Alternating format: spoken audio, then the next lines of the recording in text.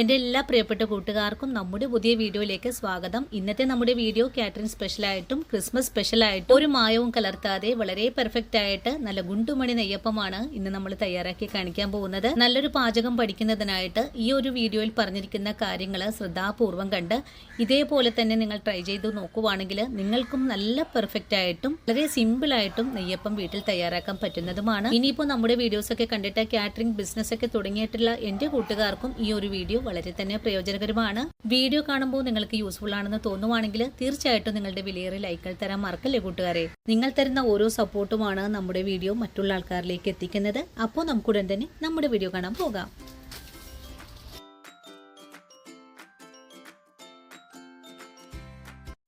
അപ്പോൾ നമുക്ക് നെയ്യപ്പത്തിൻ്റെ പാചകം തുടങ്ങാം. ഇതിനായിട്ട് ആദ്യമേ നമുക്ക് അരിയൊന്ന് കുതിർത്തിയെടുക്കണം. ഞാനിവിടെ 240 ml അളവുള്ള കപ്പിൽ 2 കപ്പ് പച്ചരിയാണ് എടുത്തിട്ടുള്ളത്. നമ്മുടെ കൈവശമുള്ള ഏത് അരി വെച്ചിട്ടും നെയ്യപ്പം തയ്യാറാക്കി എടുക്കാനും പറ്റുന്നതാണ്. നെയ്യപ്പത്തിനായിട്ടുള്ള അരിയൊക്കെ വാങ്ങുമ്പോൾ നമുക്ക് ഉണക്കലരി എടുത്ത് തയ്യാറാക്കിയാൽ നെയ്യപ്പത്തിന് നല്ല കളറൊക്കെ കിട്ടുന്നതുമാണ്. ഇനിയിപ്പോൾ കഴുകിയെടുത്തിട്ടുള്ള പച്ചരി നമുക്കൊന്ന് കുതിർത്താൻ വെച്ച് കൊടുക്കാം. ഒരു 4 മണിക്കൂറോ 5 മണിക്കൂറോ നമുക്ക് കുതിർത്തി എടുക്കാവുന്നതാണ്. അരി കൂടുതൽ സമയം കുതിർത്തിയെടുത്താൽ നമ്മുടെ നെയ്യപ്പത്തിന് നല്ല സോഫ്റ്റ് ഉണ്ടാകും.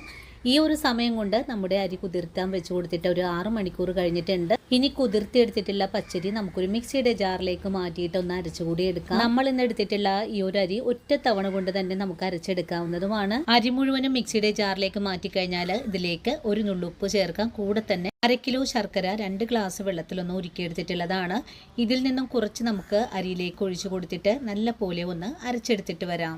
ഞാനിവിടെ തരിതരിപ്പായിട്ടൊന്നും അല്ല അരച്ചെടുക്കുന്നത്, നല്ല വെണ്ണ പോലെ തന്നെ ഇവിടെ അരച്ചു എടുത്തിട്ടുണ്ട്. അരച്ചെടുത്ത മാവ് അതേ പാത്രത്തിലേക്ക് തന്നെ നമുക്ക് ഒഴിച്ചു കൊടുക്കാം. മാവ് മുഴുവനും പാത്രത്തിലേക്ക് ഒഴിച്ചു കഴിഞ്ഞാൽ പിന്നെ നമുക്കിതിലേക്ക് 1 കപ്പ് അളവിൽ മൈദ ചേർക്കാം. 1 കപ്പ് മൈദ ചേർത്ത് കഴിഞ്ഞാൽ ഇതിലേക്ക് 1/2 കപ്പും കൂടെ നമുക്ക് ചേർക്കാം. നിങ്ങൾ 1 കപ്പ് പച്ചരി വെച്ചിട്ടാണ് നെയ്യപ്പം തയ്യാറാക്കുന്നതെങ്കിൽ 1/2 കപ്പ് അളവിലാണ് മൈദ ചേർക്കേണ്ടത്. ഇനി ഇതിലേക്ക് ഒരു 3 ടീസ്പൂൺ അളവിൽ ഏലക്ക ചുക്ക് പിടിച്ചത് ചേർക്കാം. കൂടെ തന്നെ 3 ടീസ്പൂൺ അളവിൽ കറുത്തെള്ളു കൂടെ ചേർക്കാം. ഇത്രയും കാര്യങ്ങൾ ചേർത്ത് കഴിഞ്ഞാൽ പിന്നെ നമുക്ക് കുറച്ച് നെയ്യ് കൂടെ ചേർക്കണം. നെയ്യൊക്കെ ചേർക്കുമ്പോൾ നിങ്ങളുടെ ഇഷ്ടത്തിനനുസരിച്ച് ചേർക്കാവുന്നതാണ്.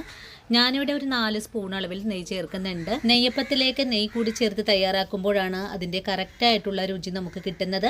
ഇനി ഈ മാവ് നല്ലതുപോലെ ഇളക്കി ഒന്ന് യോജിപ്പിച്ച് കൊടുക്കാം. നമ്മൾ ഈ നെയ്യപ്പത്തിലേക്ക് പഴം ഒന്നും തന്നെ ചേർക്കുന്നില്ല, എങ്കിലും വളരെ രുചികരമായിട്ടാണ് നമ്മൾ ഈ നെയ്യപ്പം തയ്യാറാക്കി കഴിക്കാനും പറ്റുന്നതും. ഇനി നമുക്ക് ഈ മാവിനെ കട്ടകളൊന്നും തന്നെ ഇല്ലാതെ നല്ല പോലെ ഒന്ന് കുഴച്ചെടുക്കാം. മാവ് മിക്സ് ചെയ്തെടുക്കുമ്പോൾ നല്ല കട്ടിയായിട്ടാണ് ഇരിക്കുന്നത്. ഈ ഒരു സമയത്ത് നമുക്കിതിലേക്ക് കുറച്ചുകൂടെ ശർക്കരപ്പാനി ഒഴിച്ചു കൊടുക്കാം. നെയ്യപ്പത്തിന് അരി വെള്ളത്തിൽ കുതിർത്തുമ്പോൾ തന്നെ നമുക്ക് ശർക്കരപ്പാനി ഒന്ന് തിളപ്പിച്ചരിച്ച് ഊറ്റി വെക്കേണ്ടതാണ്. ശർക്കരപ്പാനിയുടെ ചൂട് നല്ലതുപോലെ ആറി വരുമ്പോഴാണ് നമുക്ക് മിക്സിയുടെ ജാറിലേക്ക് ഒഴിച്ച് നല്ല പോലെ ഒന്ന് അരച്ചെടുക്കാൻ സാധിക്കുന്നതും. ചൂടോടുകൂടി തന്നെ മിക്സിയുടെ ജാറിലേക്ക് നമ്മൾ ശർക്കരപ്പാനി ഒഴിച്ചു കൊടുക്കുമ്പോൾ നമ്മുടെ മിക്സി കംപ്ലൈന്റ് ആവാനൊക്കെ സാധ്യത വളരെ തന്നെ കൂടുതലാണ്. നമ്മൾ എടുത്തിട്ടുള്ള 2 കപ്പ് ശർക്കര പാനിയും ആവശ്യമായിട്ടുണ്ട്. ഞാൻ മുഴുവനും ശർക്കര പാനി ഇതിലേക്ക് ഒഴിച്ചു കൊടുത്തിട്ടുണ്ട്. ഞാനിവിടെ ഒരു 600 ഗ്രാം അളവിലാണ് ശർക്കര ഉരുക്കി എടുത്തിട്ടുണ്ടായിരുന്നത്. നെയ്യപ്പം തയ്യാറാക്കി എടുക്കുമ്പോൾ നമ്മൾ കുറച്ചധികം തന്നെ മധുരം കൂട്ടിയാണ് എടുക്കേണ്ടത്. ശർക്കരയ്ക്ക് മധുരം പോരായ്മ ഉണ്ടാകും, ചില ശർക്കരയ്ക്ക് നല്ല മധുരം ഉണ്ടാകും. നമ്മൾ എടുക്കുന്ന പൊടിയുടെ കൂടുതൽ അളവിലായിരിക്കണം ശർക്കര ഉരുക്കി എടുക്കേണ്ടതും. ചില അരിക്ക് വെള്ളത്തിന്റെ പോരായ്മ കൂടുതലായിട്ട് വരും,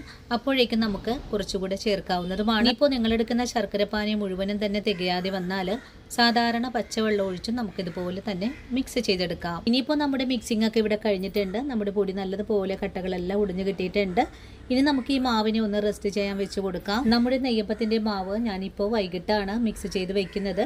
ഇനി രാവിലെയാണ് ഞാൻ ഈ നെയ്യപ്പം ഉണ്ടാക്കാൻ പോകുന്നതും. നെയ്യപ്പത്തിനുള്ള മാവ് തയ്യാറാക്കി വെക്കുമ്പോൾ തലേ ദിവസം തന്നെ തയ്യാറാക്കി വെക്കേണ്ടതാണ്.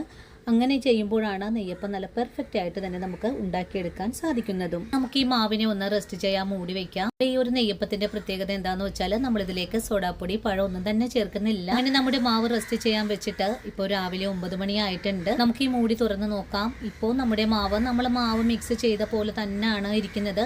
പതഞ്ഞൊന്നും തന്നെ പൊങ്ങി വന്നിട്ടില്ല. ഇനി ഒന്നുകൂടി ഇളക്കി യോജിപ്പിച്ചതിന് ശേഷം നമുക്ക് നെയ്യപ്പം തയ്യാറാക്കാൻ തുടങ്ങാം. ഈ ഒരു സമയത്ത് നിങ്ങൾ തയ്യാറാക്കി വെച്ചിരിക്കുന്ന മാവ് കട്ടി കൂടുതലാണെങ്കിൽ കുറച്ച് വെള്ളമെല്ലാം ഒഴിച്ചു കൊടുക്കാവുന്നതാണ്. നമ്മുടെ നെയ്യപ്പത്തിന്റെ മാവ് കറക്റ്റ് ആയിട്ടുള്ള ഒരു പാകമാണ്. ഇനി നമുക്ക് നെയ്യപ്പം ഉടൻ തന്നെ പൊരിച്ചെടുക്കാൻ തുടങ്ങാം. നെയ്യപ്പം ഉണ്ടാക്കാനായിട്ട് നമുക്ക് അയൺ പാൻ ആണ് ഏറ്റവും നല്ലത്. ഇതുപോലെ കുഴിയുള്ള പാനാണ് നമുക്ക് എടുക്കേണ്ടതും. ഇനിയിപ്പോൾ നിങ്ങളുടെ കൈവശം ഇതുപോലെ അയൺ പാൻ ഒന്നും ഇല്ലെങ്കിൽ നിങ്ങളുടെ വീട്ടിലുള്ള ഏതൊരു പാത്രവും എടുക്കാവുന്നതാണ്. ഇനിയിപ്പോൾ നമ്മുടെ എണ്ണ ചൂടായി വന്നിട്ടുണ്ട്. ഇനി ഉടൻ തന്നെ നമുക്ക് ഫ്ലെയിം സിമ്മിലേക്ക് മാറ്റി വെക്കാം. നെയ്യപ്പം തയ്യാറാക്കുമ്പോൾ പ്രത്യേകം ശ്രദ്ധിക്കേണ്ട ഒരു കാര്യമാണ് എണ്ണയുടെ ചൂട്. ചെറിയ തീയിലേക്ക് ഫ്ലെയിം മാറ്റി കഴിഞ്ഞാൽ ഓരോ തവി മാവും ഇതുപോലെ നടുഭാഗത്തായിട്ട് ഒഴിച്ചു കൊടുക്കാം. മാവ് എണ്ണയിലേക്ക് കോരി ഒഴിച്ചു കൊടുക്കുമ്പോൾ നടുഭാഗത്ത് തന്നെ താഴ്ത്തി വേണം മാവ് ഒഴിച്ചു കൊടുക്കാനായിട്ടും. മാവ് ഒഴിച്ചു കഴിഞ്ഞിട്ട് ഉടൻ തന്നെ കയ്യിലിട്ട് ഇളക്കരുത്. കുറച്ച് സമയം കഴിഞ്ഞതിന് ശേഷം ഇതിൻ്റെ മേലെയായിട്ട് നമുക്ക് എണ്ണ കോരി ഒഴിച്ചു കൊടുക്കാം. അങ്ങനെ ചെയ്യുമ്പോൾ നടുഭാഗമൊക്കെ പെട്ടെന്ന് തന്നെ പൊങ്ങി വരാനൊക്കെ സാധ്യത വളരെ തന്നെ കൂടുതലാണ്. ആദ്യം ഇട്ട് കൊടുത്ത നെയ്യപ്പം നല്ലതുപോലെ വീർത്തൊക്കെ വന്നിട്ടുണ്ട്. ഇനി നമുക്ക് ഈ നെയ്യപ്പത്തിന് ഒന്ന് മറിച്ചുകൂടെ ഇട്ട് കൊടുക്കാം. മറിച്ചിട്ട് കൊടുക്കുന്ന സമയത്ത് നെയ്യപ്പത്തിൻ്റെ താഴെ ഭാഗം നല്ല പോലെ മുരിഞ്ഞിട്ട് വേണം മറിച്ചിട്ട് കൊടുക്കാനായിട്ട്. അല്ലെങ്കിൽ നെയ്യപ്പത്തിന് ചുളിവ് വീഴാൻ സാധ്യത വളരെ തന്നെ കൂടുതലാണ്. അങ്ങനെ തിരിച്ചും മറിച്ചൊക്കെ ഇട്ട് കൊടുത്തിട്ട് ഞാനിവിടെ വേവിച്ചെടുക്കുവാണ്. നെയ്യപ്പത്തിലേക്ക് ചൂടിൻ്റെ അളവ് കറക്റ്റായിട്ട് കിട്ടുമ്പോഴാണ് ഇത് നല്ല ഷേപ്പോടുകൂടി തന്നെ നമുക്ക് പൊരിച്ചെടുക്കാൻ സാധിക്കുന്നതും. അങ്ങനെ ചെറിയ തീയിൽ മറിച്ചും തിരിച്ചും ഒക്കെ ഇട്ട് കൊടുത്തിട്ട് നമ്മുടെ ആദ്യ നെയ്യപ്പം ഇവിടെ നല്ല പോലെ മുരിഞ്ഞ് കിട്ടിയിട്ടുണ്ട്. ഇനി ഉടൻ തന്നെ നമുക്ക് എണ്ണയിൽ നിന്നും കോരി മാറ്റാം. ഈ ഒരു രീതിയിലാണ് നെയ്യപ്പം നമുക്ക് മുരിയിച്ചെടുക്കേണ്ടത്. ഇനി നമുക്ക് ഈ നെയ്യപ്പം മാറ്റിയതിന് ശേഷം രണ്ടാമതും എണ്ണയിലേക്ക് ഒഴിച്ചു കൊടുക്കാം. ഒരിക്കലും ഫുൾ ഫ്ലെയിം വെച്ചിട്ട് നിങ്ങൾ മാവ് കോരി ഒഴിച്ചു കൊടുക്കരുത്. അങ്ങനെ ചെയ്യുവാണെങ്കിൽ നെയ്യപ്പം പെട്ടെന്ന് തന്നെ ചുളുങ്ങി പോവാനൊക്കെ സാധ്യത കൂടുതലാണ്. അങ്ങനെ രണ്ടാമതും എണ്ണയിലേക്ക് ഇട്ട് കൊടുത്ത നെയ്യപ്പവും വളരെ എളുപ്പത്തിൽ തന്നെ നമുക്ക് പൊങ്ങി കിട്ടിയിട്ടുണ്ട്. താഴെ ഭാഗം വീണ്ടും മുരിഞ്ഞു വരുമ്പോൾ നമുക്ക് ഇതുപോലെ തന്നെ മറിച്ചിട്ടൊക്കെ ഒന്ന് കൊടുക്കാം. രണ്ടു ഭാഗവും നല്ലതുപോലെ ഒന്നും മുരിഞ്ഞു കിട്ടുമ്പോൾ നമുക്ക് എണ്ണയിൽ നിന്നും കോരി മാറ്റാം.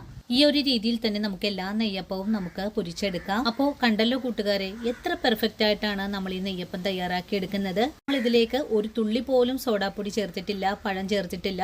എങ്കിൽ നല്ല പെർഫെക്റ്റ് ആയിട്ട് തന്നെയാണ് നമുക്കിത് മുരിച്ചെടുക്കാൻ സാധിക്കുന്നത്. ഇനിയിപ്പോൾ നമ്മുടെ വീഡിയോസ് ഒക്കെ കണ്ടിട്ട് കാറ്ററിംഗ് ബിസിനസ് ഒക്കെ തുടങ്ങിയ എൻ്റെ കൂട്ടുകാർ ഈ ഒരു രീതിയിൽ തയ്യാറാക്കി നോക്കണേ. നമ്മൾ ഇന്ന് എടുത്തിട്ടില്ല ഈ ഒരു 2 കപ്പ് പച്ചരിയിൽ നിന്നും 20 നെയ്യപ്പമാണ് നമുക്ക് തയ്യാറാക്കി എടുക്കാൻ സാധിച്ചിട്ടുള്ളത്. അപ്പോൾ ഇന്നത്തെ നമ്മുടെ വീഡിയോയും എൻ്റെ കൂട്ടുകാർക്ക് വളരെ പ്രയോജനകരമായി എന്ന് തന്നെ വിശ്വസിക്കുവാണ്. ഈ ഒരു ക്രിസ്മസ് ദിനത്തിൽ എല്ലാവർക്കും വളരെ ഈസി ആയിട്ട് തന്നെ തയ്യാറാക്കി കഴിക്കാൻ പറ്റിയ നല്ല മുരുമുര നെയ്യപ്പം എല്ലാവരും വീട്ടിൽ ട്രൈ ചെയ്ത് നോക്കണേ. തയ്യാറാക്കി നോക്കുമ്പോൾ നിങ്ങൾക്ക് ഈ നെയ്യപ്പം പെർഫെക്റ്റ് ആയിട്ട് കിട്ടുവാണെങ്കിൽ തീർച്ചയായിട്ടും നമ്മുടെ ചാനൽ ഫോളോ ചെയ്യാൻ മറക്കരുത്. ചാനൽ ഫോളോ ചെയ്തിട്ട് തുടർന്നുള്ള വീഡിയോസ് ഒക്കെ കാണുന്നതിനായിട്ട് തൊട്ടടുത്ത് കാണുന്ന കുഞ്ഞു ബെല്ലൈക്കണും ഓൾ ഓപ്ഷൻ അടിച്ചിടാനും മറന്നു പോകരുത്. അതുപോലെ നിങ്ങൾ ഈ വീഡിയോ കാണുമ്പോൾ നിങ്ങൾക്ക് യൂസ്ഫുൾ ആണെന്ന് തോന്നുവാണെങ്കിൽ നിങ്ങൾക്ക് കിട്ടിയ ഈ ഒരു അറിവ് നിങ്ങളുടെ കൂട്ടുകാരിലേക്കൊന്ന് ഷെയർ ചെയ്ത് കൊടുക്കാനും വീഡിയോ കുറിച്ചുള്ള അഭിപ്രായങ്ങളെല്ലാം കമൻസ് ആയിട്ട് അറിയിക്കാനും മറക്കരുത്.